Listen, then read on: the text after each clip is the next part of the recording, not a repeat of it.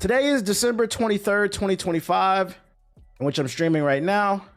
We're a day away from Christmas Eve and 2 days away from Christmas Day, which is actually the perfect time to discuss this news story. Because if you're old enough to remember, I believe it was the Christmas of 2014 is when it all started. Or maybe it was the Christmas of, no, I think it was Christmas of 2011.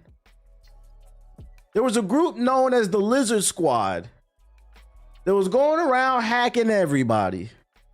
And the company that got it the worst was Sony. This is back then when Sony did not invest in cybersecurity. A lot of times back then during that PS3 era, the PlayStation gamers would brag about how they didn't have to pay for online, but it was one of those cases where you get what you pay for. Shout out to Sage with the raid. I appreciate you with the big raid. You definitely got what you paid for, because I believe it was Christmas of 2011, around that time, the Lizard Squad came out and they was just hacking Sony left and right. They got Xbox a little bit, but it was really Sony. They was taking them servers down. They was stealing credit card info, personal info. And because of that, Sony's cybersecurity has gotten better. It was so bad they had to give away free games because they kept getting hacked like every fucking week. That was a rough time to be a PlayStation gamer, I'm not gonna lie. That being said, time has passed, things have gotten better, but every time something changes, it remains the same. It escalated in 2014, so I wasn't bugging. So it started in 2011 and it was still going in 2014. Shout out to Spinks with the sub, appreciate it. According to this article, we're back on that bullshit when it comes to cybersecurity. It's a fatal security flaw with Sony security systems. PlayStation Network accounts can be hacked even if protected by two-step verification and passkeys. Oh, Lord. Let's read the original story before the update. PlayStation and security, a match made in hell. I agree with that. Following the major PlayStation Network crash of 2011, so I wasn't bugging, there was a 2011 and a 2014, which brought the network down for 23 days. Chat, imagine not being able to play your ball and gun games for 23 days. This is crazy, bro. Shout out to Ray Easy with the sub. Users often encountered various issues, including account security concerns and prolonged downtime, sometimes caused by DDoS attacks.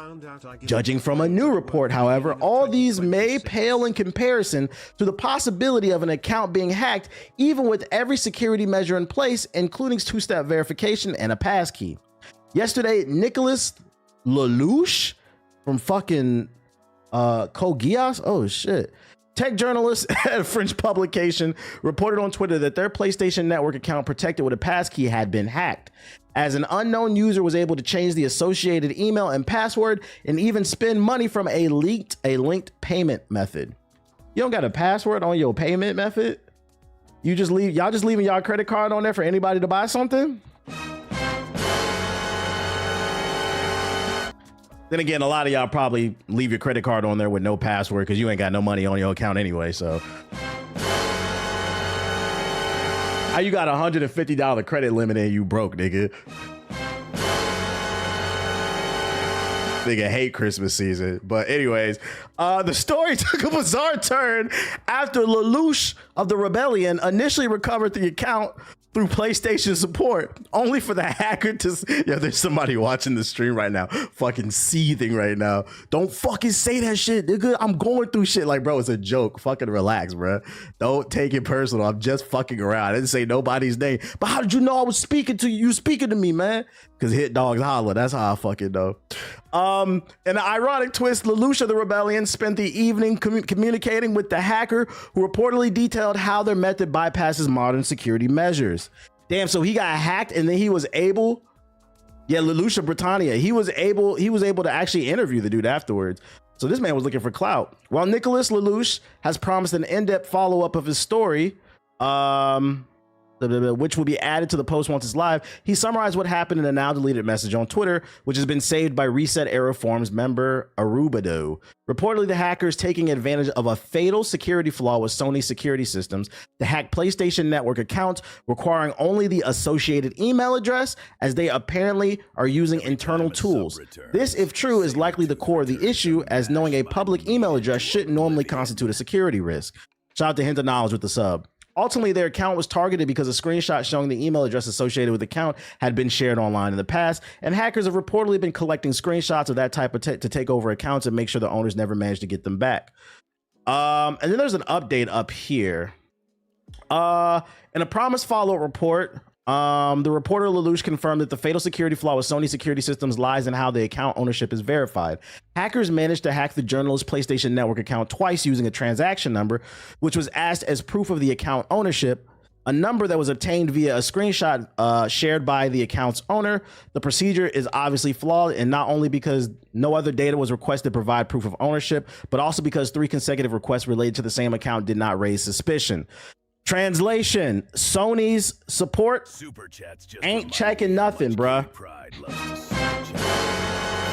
All right, so shout out to Cool Blue with the super chat. So here's what I got: 2 things out of this story.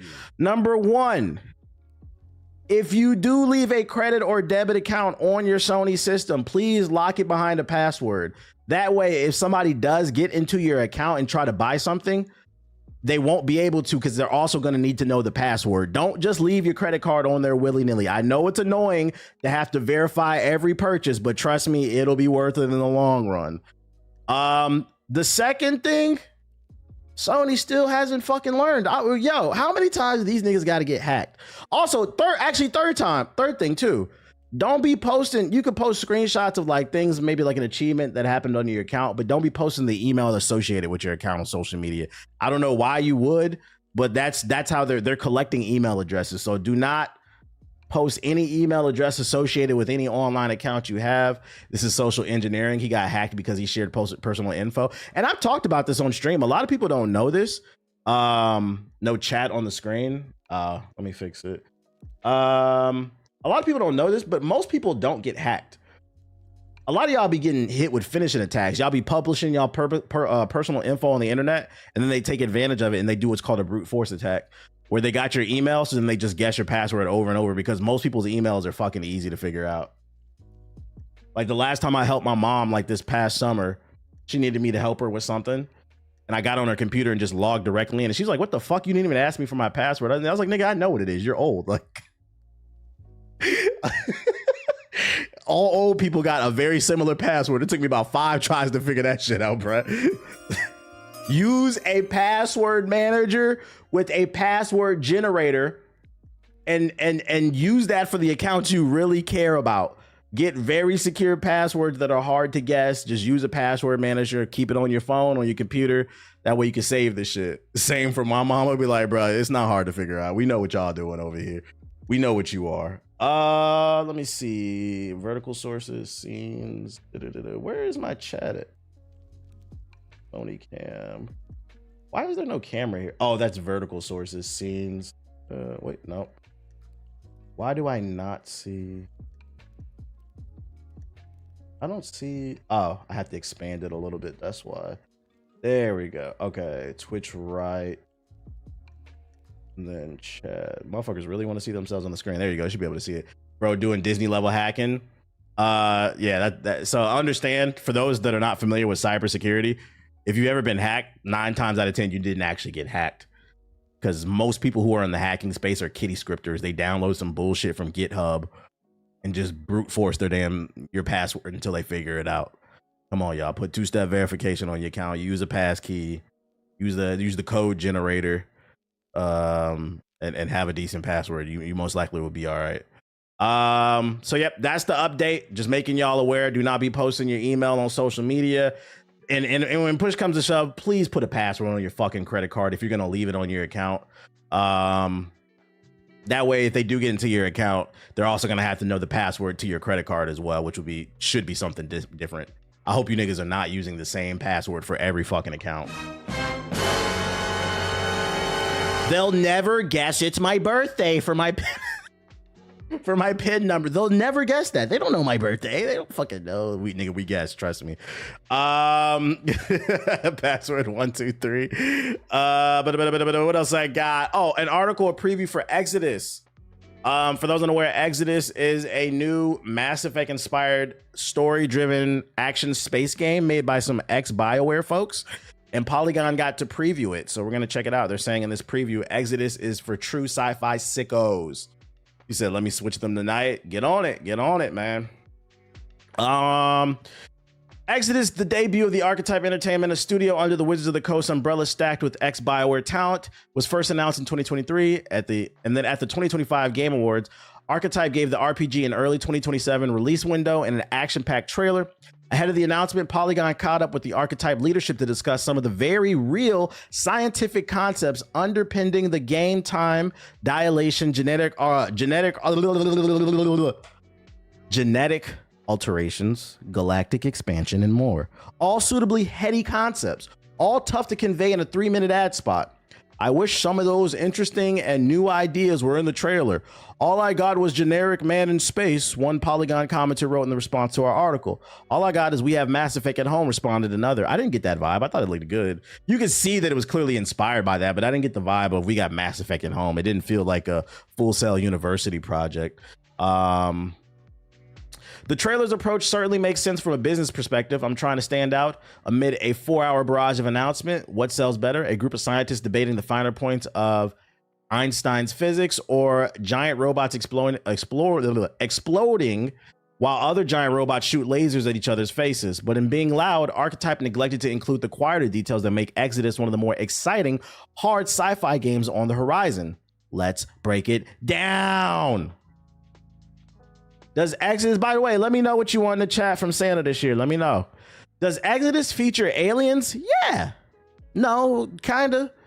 That shot near the start of Exodus Game Awards trailers of a humanoid with the gray-blue skin and metal fused into their flesh was definitely an alien, right? It all depends on where you land on one of the big philosophical questions posed by the game. If you applied ship of thesis reasoning to the human genome, is that left still human? So it's some type of hybrid, basically, if you're not following. This has the writer from Mass Effect 1 and 2 plus KOTOR, right? I'm not sure. I'm not sure. We want the Celestials for a player that isn't going to invest significant amounts of time into the IP to learn it and still understand the core concept that they're evolved humans, understand that they're an antagonist you have to face, understand the impact of them and the overall scope of the game. So they're a hybrid, like I said. Archetype General Manager Chad Robinson told Polygon in an interview this month. But also, at the end of the day, make sure it's fun and they're cool and that they play well to fight against when you have to challenge them or deal with them in decisions that you're making. Understanding how those aliens seeming humans aren't technically, shout out to Booty Scratcher with the gifted subs. Aliens meaning grappling with vast expanses of both space and time. Time dilation, or the Einstein theory that time moves slower for faster moving objects, is an operative hardline for Exodus sci-fi fiction trappings. Polygon's Exodus preview gets more into detail, including how the concept impacts the RPG structure, but here are the basics. Humans leave a dissected Earth in the 23rd century for a corner of the Milky Way. The Centauri cluster, some of 16,000 light years away. Time dilation means that some humans arrived there before others, and those humans messed heavily with their genetic sequences and adopted the celestial moniker. This shit is mad nerdy, but if you're not following, some humans got to the destination before others, and they started fucking with their DNA, and now there's this hybrid version of humans that think they're better than the regular humans that just got there. And to be fair, in a kind of way, they are, because they got there first. And then you show up later, you'd be like, bro, get the fuck out my face, man. Let's see. For Santa, a PS4 to throw at my enemies like a grenade. Real shit, real shit, real shit. There's different levels of evolution. The people who got to the Centauri first, where the game takes place, had many thousands of years of evolution into the Celestials and the different types of Celestials, taking different branches where the sort of became the transhuman. Exodus, oh, the anti-woke people are gonna hate that. Exodus narrative director Drew Karparshian said they really see humans as sort of a primitive, unevolved beneath them, not really suitable for the upper echelons of society, as best servants and slaves at worst, and pests that need to be controlled or possibly even exterminated, i.e. the console in Mass Effect. They're seething right now type shit. I just checked and it's true. Exodus has 2 writers, one who wrote soap opera novels, the other who wrote Mass Effect 1 and 2. Okay. And KOTOR. Okay. So we got strong writing. Exodus is set about 40,000 years in the future. Think about the scale there. That's effectively all the recorded human history 10 times over. Now consider what humans would look like if they spent, again, 10 entire human recorded histories pushing the limits of biotech and genetic manipulation. You would never recognize the result as a human. You might even think you're looking at an alien. The scariest branch of Celestial, a vicious line called Marayama, can take various forms. Some have fangs and claws and are 9 feet tall. So you got to fight Victor Wembanyama. Oh shit! Shout out to K-Dot with the sub. Appreciate it. That nigga Victor Wembanyama about to pull up in a space suit and dunk on your ass, bro. Others are covered in exoskeletons. According to the official Exodus Encyclopedia Tabletop Companion Guide, the Encyclopedia Tabletop Companion Guide, when Marayama travels between star systems, their bones and limbs degenerate, meaning they float zero gravity in starships as little more than fleshy blobs of organs attached to a head. The average day-to-day person would have a lot of trouble relating to a celestial, probably. When this come out? They said 2027. Between the explosions and lasers and the battle bears, you probably caught snippets of otherworldly tech in Exodus' Game Awards trailer. Protagonist Jun Oslin interacts with a chrome machine that emanates a purple alien-like glow. A spaceship jets into the portal and vanishes at near light speed. All this stuff seems beyond human comprehension, the sort of tech you could only imagine achieved by a Type 3 civilization. Damn! So we a third world civilization. This is some new shit. A leading theoretical framework about the potential technological limits of spacefaring societies. But these are just more examples of stuff that seems alien but really has its roots in humanity.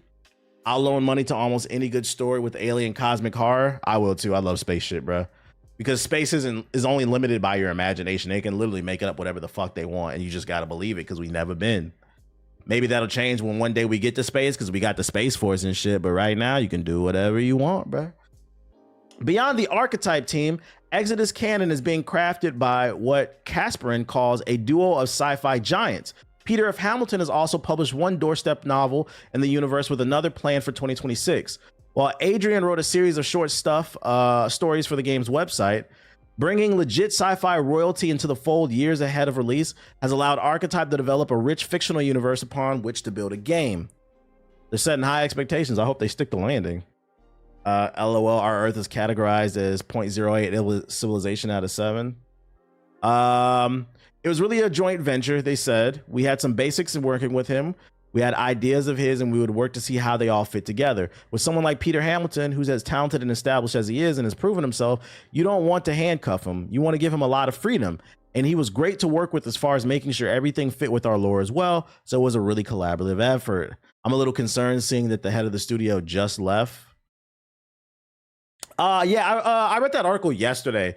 The game is done, I think, but no, I think that's a different game I'm thinking of. Maybe I'm thinking of a different studio. I'm thinking of Sucker Punch. I don't know. Yeah, what was the reason they left this studio?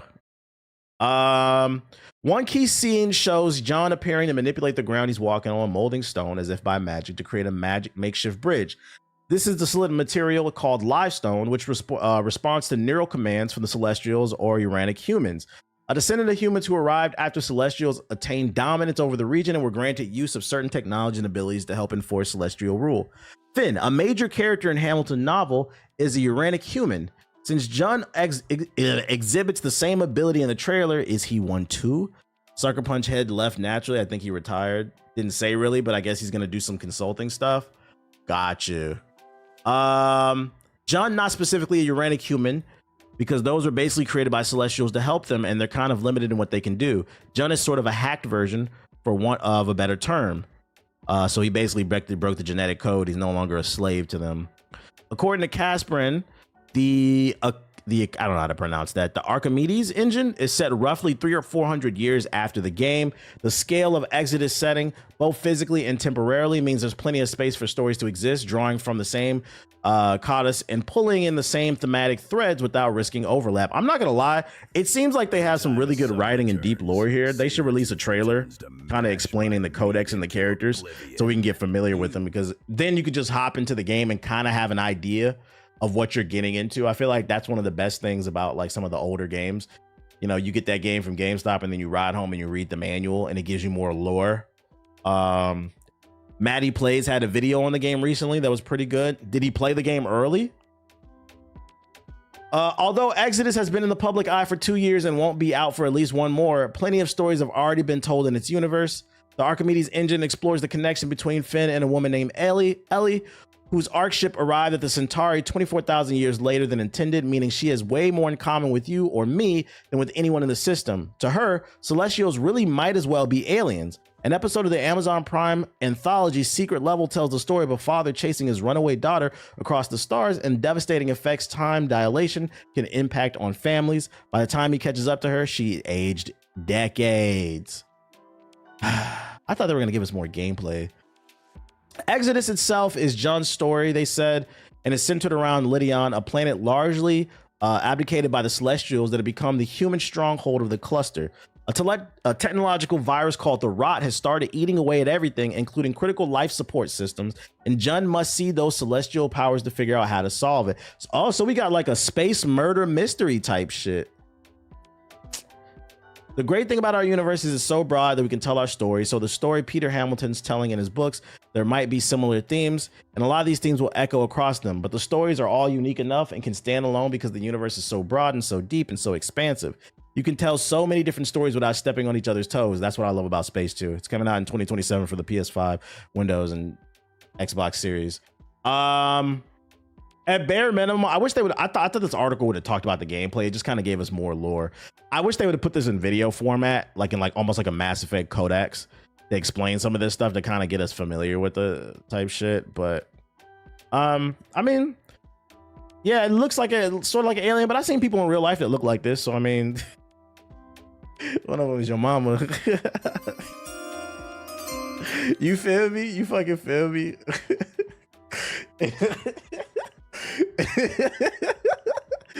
Next. Episodes are like 15 minutes. Oh shit. This shot is crazy. Polish analysts add fuel to rumors that The Witcher 3 will get a new DLC in 2026 to set up The Witcher 4. It's been 10 years since the debut of The Witcher 3. God damn, y'all old. Y'all old as hell. And 9 since the release of the second and final expansion, Blood and Wine. But while CD Projekt Red is now full of steam ahead of The Witcher 4, there are rumblings, not much more than vibrations, really of something new coming for The Witcher 3. Ears pricked up following, I don't know how to pronounce that, Strefa something report, quoting notable securities analysts predicting a Witcher 3 expansion for May 2026. We expect another paid add-on DLC for The Witcher 3 to be released in May of 2026. We anticipate sales of 11 million copies, at $30 each next year. We estimate the production budget being $14 million, and the release should kick off the actual marketing campaign for The Witcher 4. That's not a whole lot to go on, but it does make sense. They also said he expects The Witcher 4 to launch Q4 2027, which puts it in the adamantly massively open-ended time frame of not until after 2026. That's the gist of it. How we feeling about this? Would y'all want another? It's been 10 years since The Witcher 3 came out. Would y'all want another expansion for The Witcher 3 that ties the games together between 3 and 4? Or would this be a pass for you and just like, I'm gonna wait for 4? What's the temperature on this? What's the temperature? I'm curious if they do an expansion, will it be a big one like the Blood and Wine one? Because didn't that add like another 30 hours or something like that? I don't believe it. I'm just speaking a hypothetical. Let's act like it is true. Because take this with a grain of salt. There's no guarantee that this comes out. No, just let me get to 4. Just put it in 4. I could see some people potentially getting burned out because if you put a DLC out like late 2026 going into 4, maybe people will be tired of it by the time they get to 4. I might re-download it. And then there's also the issue of the DLC. The last DLC came out 9 years ago. Most people have not played this game in 9 or 10 years. So then like picking up the controls and getting used to it. And you know the DLC fights are going to be hard because it's late game shit. That's one of the reasons why I can't stand DLC taking forever to come out. Because you hop back in and you got to fight these extra hard bosses and enemies. And the game expects you to have mastered the controls. But it's like, yo, I haven't played this in fucking 8 years. I got to put it on easy mode. Yo, shout out to the Willie B with the sub. Appreciate it. Take it with a grain of salt, though. There's no guarantee. Just putting it into the universe, letting you know it is a possibility. Don't be surprised if it does happen. If you're into cloud gaming, if your mom and dad won't let you own a physical console for some reason, more Xbox is expanding the cloud gaming services. According to Engadget, Xbox cloud gaming comes to newer Amazon Fire TV models. Xbox has brought cloud gaming to some Amazon Fire TV models. These include the Fire TV 4 series and the Fire TV Omni OLED series. This lets people play Xbox games directly on the television without needing a bulky console or even something like a Fire Stick. Gamers do need a couple things. First and foremost, this service requires a subscription to the Game Pass. Plans start at $10 a month and shoot all the way up to $30 a month. And I'm going to be honest, the one you want is the $30 one because that's the one that gives you all the good games. They also need a compatible wireless controller, though most Bluetooth-enabled gamepads should work. The feature works for every game on the Game Pass platform. Will also stream many titles that people own outright via stream your own game feature. Also, keep in mind you need good internet. I will say I've tested the Xbox Cloud out. It works really good. So for whatever reason, if you're looking for a different way to play games, or if you're in the market for a new TV, maybe consider the Amazon Fire TV because it's going to have the Game Pass built in. I have an Amazon Fire TV. I bought one like 2 years ago. It was like $300 for a 55-inch. No, I got it on sale for $250 for a 55-inch. TVs are good. They're good budget TVs. So, I mean, if you're in the market for a new one, it might be a good pickup. Good for me. I got 3 months of Game Pass with my nephew. Damn, Xbox playing the long game. This is actually convenient. Yeah, like I don't see this replacing like the regular console. But like, let's say you don't want to be in the living room or you don't want to be sitting at your monitor. Let's say you want to lay in the bed. You can get one of these and put it in your bedroom and you can stream the game. It's solid and still improving. It actually works well. I've tested it. So, you know, just an option. Just an option. And then last but not least, this trailer came across my timeline. Somebody in the chat brought it up and asked me if I had seen it. I didn't say nothing, but I have it saved. Happy holidays to everybody. This is a new game called Saturday AM Battle Manga. It's a new 2v2 fighting game with rollback netcode featuring characters from Saturday AM Manga. A demo is launching in 2026. I thought it looked pretty cool, so I saved it. Let's check it out.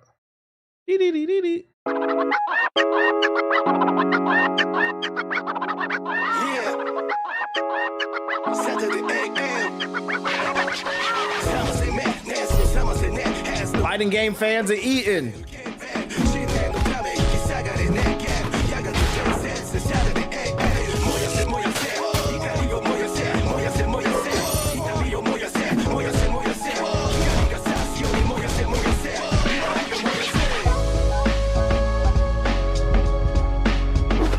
This shit black as hell.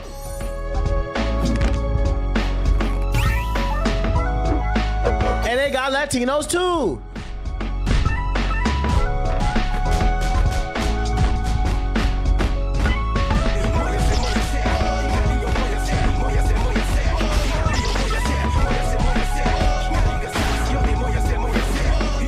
This Saturday AM, it is. Is this a popular manga? I never heard of it. It's coming out next year.